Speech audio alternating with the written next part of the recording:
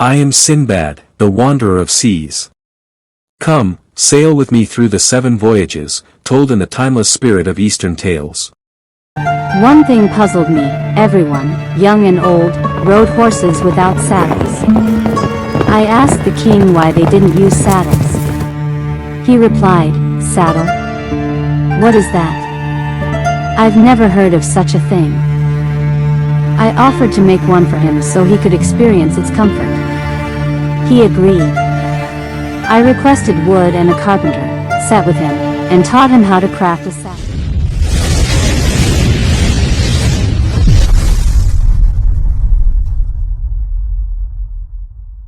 The tale of the 4th journey. After returning to Baghdad, I reunited with my companions and friends. We spent our days in joy and comfort, and the hardships of my previous travels faded from memory. Life was pleasant for a while, until the old temptation of trade and adventure stirred within me once more. I resolved to embark on another voyage and prepared valuable goods worthy of a sea journey. I traveled from Baghdad to Basra, loaded my cargo onto a ship, and joined a group of esteemed merchants and nobles. With God's protection, the ship set sail. Favorable winds carried us from island to island, city to city, trading and prospering. For several days and nights, fortune smiled upon us. But then, one day, the winds turned against us. The captain dropped anchor, and the ship stood still in the heart of the sea. We pleaded with God for mercy. Suddenly, a violent gust tore through the sails and shattered the vessel. The passengers, along with their possessions, were swallowed by the sea, and I was among the drowned. I swam until midday, struggling against the waves. By divine grace, a wooden plank from the wreckage drifted toward me. I climbed onto it, placed my trust in God, and paddled with my feet. The waves and wind seemed to aid me, and eventually, I reached an island. Exhausted and starving, I collapsed on its shore. When I regained my strength, I explored the island. For 7 days, I wandered, surviving on the plants that grew there. On the morning of the 8th day, I spotted a dark shape in the distance. I walked toward it, filled with fear and uncertainty. As evening approached, I saw people gathering pepper seeds. When I reached them, they surrounded me, curious to know who I was and where I had come from. I told them I was a poor, lost man and recounted the dangers and trials I had faced. Moved by my story, they took me aboard their ship and brought me to their island. There, they led me to their king. I shared my tale with the king, who listened with great astonishment. I stayed in his city and observed its customs. One thing puzzled me: everyone, young and old, rode horses without saddles. I asked the king why they didn't use saddles. He replied, "Saddle? What is that? I've never heard of such a thing." I offered to make one for him so he could experience its comfort. He agreed. I requested wood and a carpenter, sat with him, and taught him how to craft a saddle. Using wool, I made felt padding, covered it with leather, and hammered rings into it.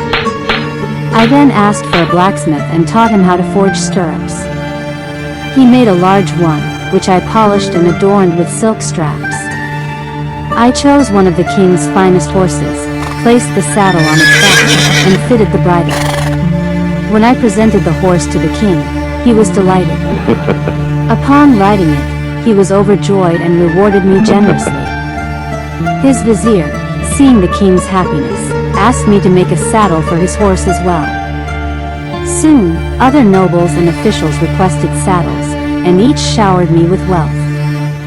Thus, I once again amassed great riches, and earned honor and favor in the eyes of the king.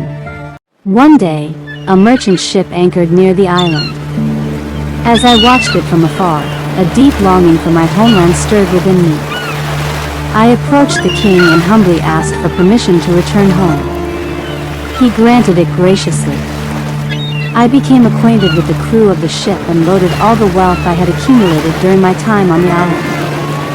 As we sailed, I shared my story with the captain and the sailors.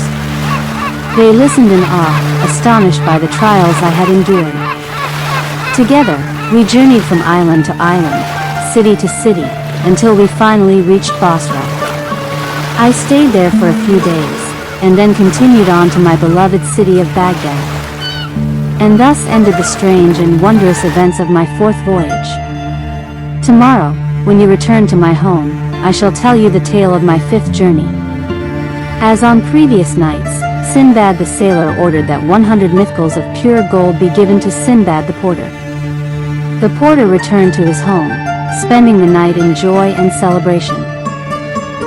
The next morning, he came again to Sinbad the sailor's house, eager to hear the tale of the fifth voyage. And now, if you wish to know what happened in that next adventure, ring the bell, and you'll be notified when the story is told. Watch, and enjoy. Moral reflection on Sinbad's fourth voyage. In the tale of Sinbad's fourth voyage, we see a man tossed by storms, stripped of wealth, and carried by fate to a distant shore. He arrives not as a merchant, not as a prince, but as a survivor clinging to a plank of wood. Yet it is in this moment of loss that his true treasure is revealed, not gold, not jewels, but knowledge. The people of the island knew horses, but they did not know saddles. They had strength, but lacked comfort. They had tradition, but not innovation. Sinbad, instead of despairing over what he had lost, offered what he carried within, the wisdom of his homeland, the skill of his hands, the imagination to see what others could not. And when he shared this gift, the people rejoiced. They honored him, rewarded him, and gave him wealth beyond measure. This story teaches us that fortune is not only found in possessions, but in ideas. Storms may strip us of our riches, but they cannot take away our creativity, our experience, or our ability to serve others. True wealth lies in the power to recognize what is missing and to fill that gap with generosity and vision. It also reminds us of humility. Sinbad did not impose his knowledge with arrogance, he offered it with respect. He saw a need, and he answered it. In doing so, he built trust, friendship, and prosperity. The saddle became more than a tool, it became a bridge between cultures, a symbol of how sharing wisdom can transform lives. For us, the lesson is clear: when we face storms in our own lives, loss, failure, or exile, we must remember that within us lies a treasure greater than gold. Our skills, our creativity, our compassion can open doors in places we never imagined. And when we give freely of what we know, the world gives back in ways far richer than we expect. So let us carry this truth: the greatest voyage is not across the seas, but across the boundaries of ignorance and need. The greatest treasure is not what we hold in our hands, but what we share from our minds and hearts. And just as Sinbad returned home with wealth, we too will return from our journeys with abundance, not always of coin, but of wisdom, friendship, and the joy of having made a difference. Enjoyed the journey? Show your love with a like and let the magic continue.